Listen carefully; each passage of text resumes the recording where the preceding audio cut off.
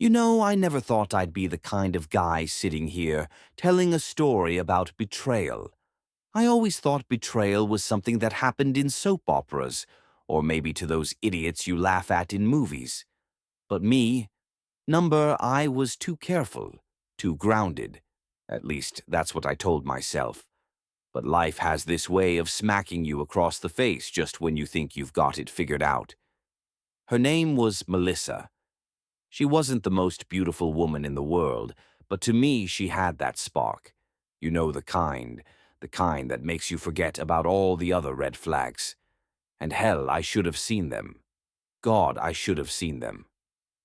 The first time I noticed something was off was so stupidly small that I brushed it aside. We were out at dinner, nothing fancy, just a diner, one of those places where the coffee tastes like it's been sitting for 3 days. I asked her about her day, and instead of answering, she giggled at her phone, like straight up ignored me for 5 minutes while texting. And when I asked who it was, she snapped, "Why are you being so paranoid?" Paranoid? Over a damn question. And I let it slide, because that's what you do when you're already in too deep. You convince yourself it's nothing, but it wasn't nothing. Weeks later, I started noticing the patterns.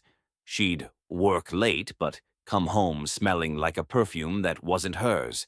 She'd leave her phone face down on the table like it was some classified government document. And when I'd reach for it, even just to move it, she'd snatch it up like I was about to uncover state secrets. Still, I kept quiet. Because love makes you dumb. Or maybe it just makes you cowardly. The breaking point? Oh man, you're gonna laugh at how ridiculous this she was. One night I got home earlier than usual. She didn't expect me. The lights were off, but her car was in the driveway. I walked in, quiet, like I was sneaking into my own damn house. And what did I hear? Laughter, not hers. A man's. Deep, cocky, like the type of laugh that instantly makes your blood boil. I froze. I didn't want to believe it. I told myself maybe it was the TV. Maybe she was watching some dumb comedy show. But then I heard her voice. Playful, flirty, not the way she talked to me.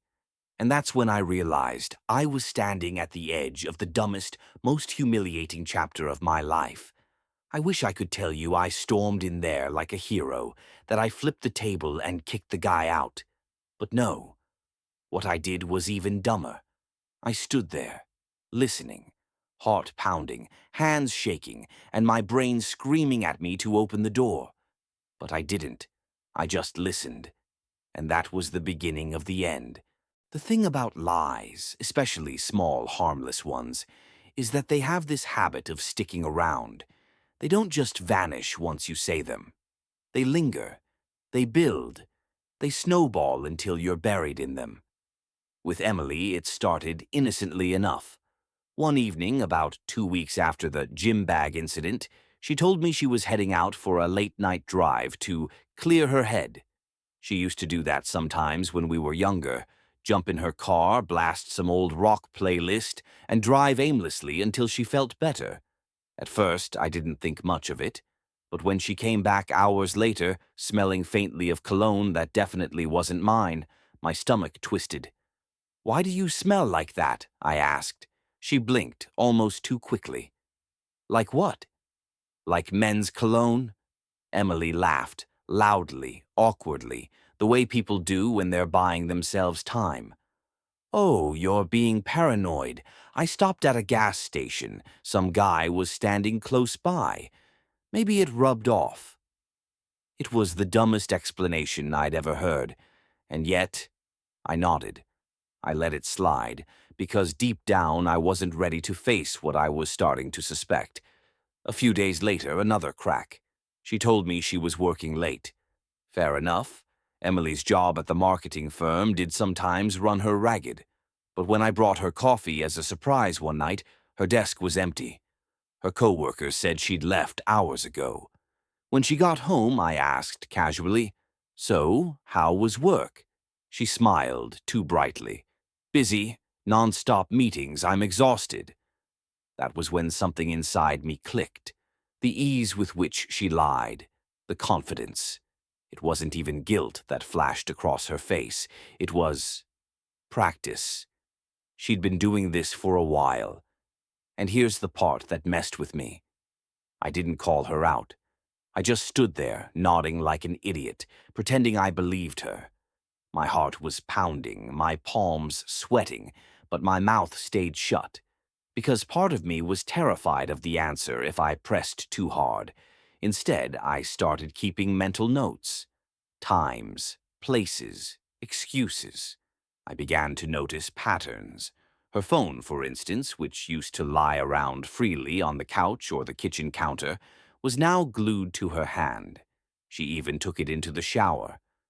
When it buzzed, she angled the screen away from me, smiling tightly, saying things like, "Just work stuff." But no one grins like that at work emails. The stupidest part?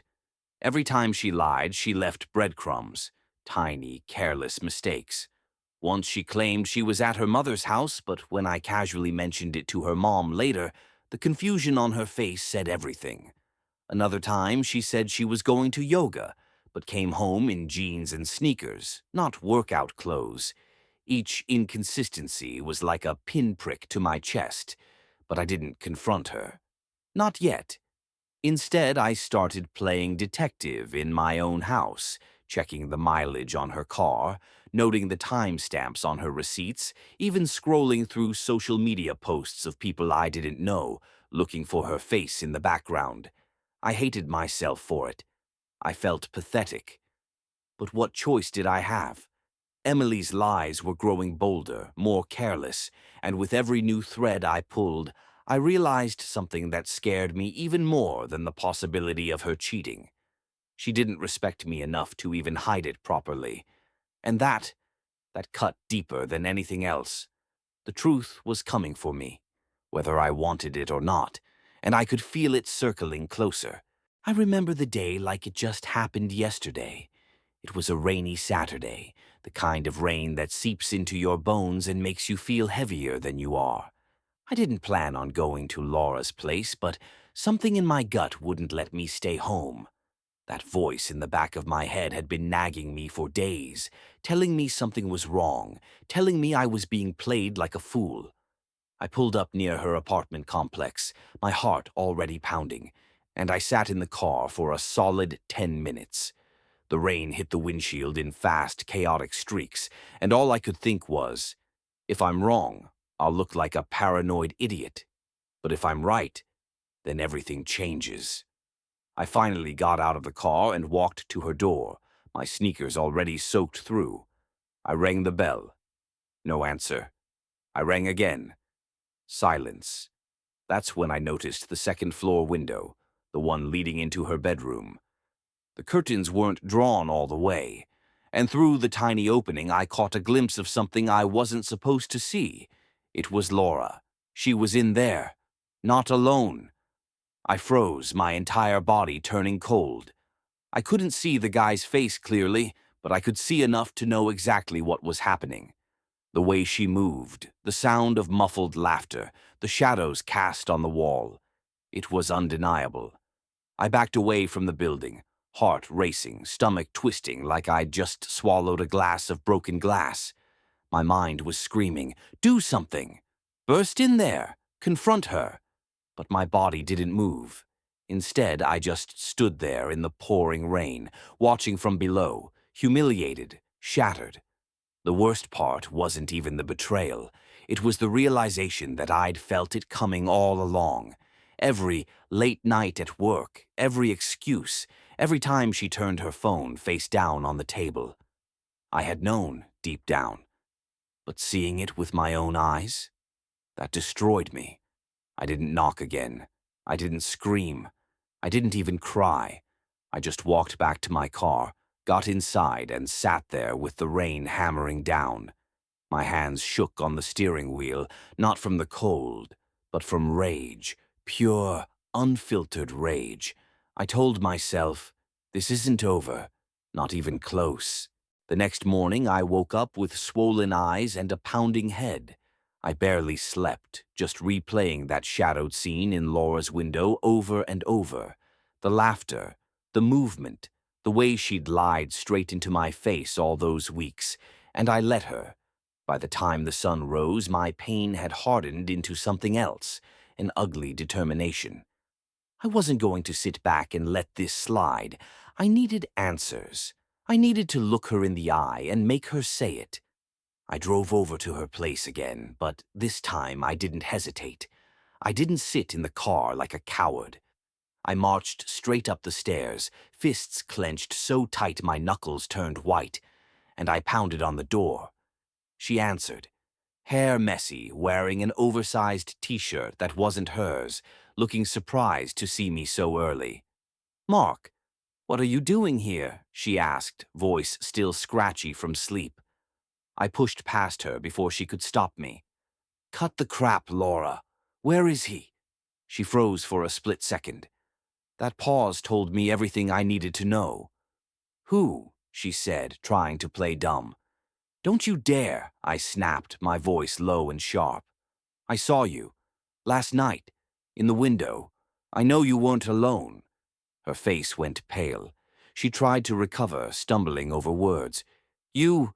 Mark, you're paranoid. You probably..." And then a sound came from the bedroom. A cough. A man's cough. I stormed down the hallway and shoved the door open. And there he was.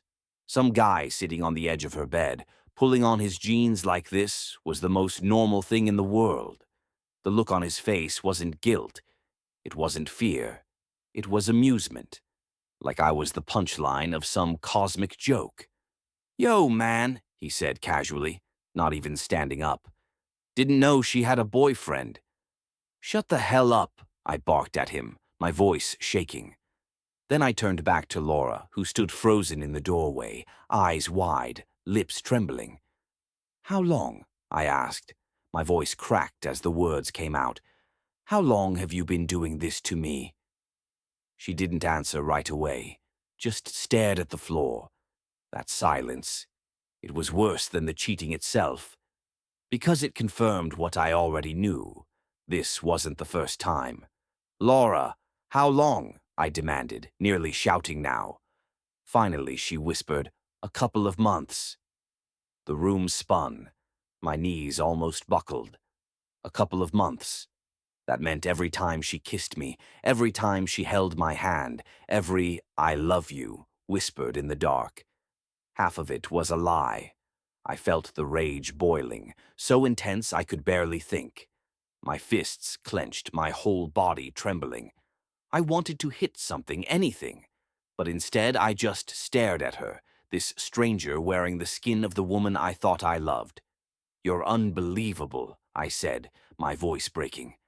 "I gave you everything. And this is what you do." She started crying then, weak sobs that sounded rehearsed. "Mark, I'm sorry. I didn't mean..." I cut her off. "Save it. Don't you dare give me those fake tears. You meant it every single time." I looked at the guy again. He was just smirking like the whole thing was entertainment. That smirk burned itself into my brain. So I walked out.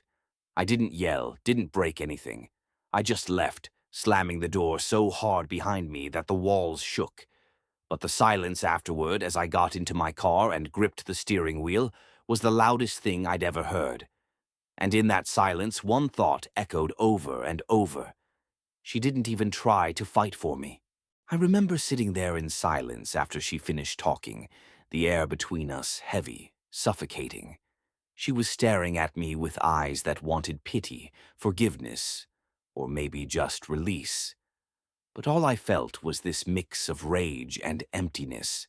She said it happened because she felt confused, because I wasn't giving her enough attention at some point, that she thought the relationship had lost its spark, and she wanted to feel alive again.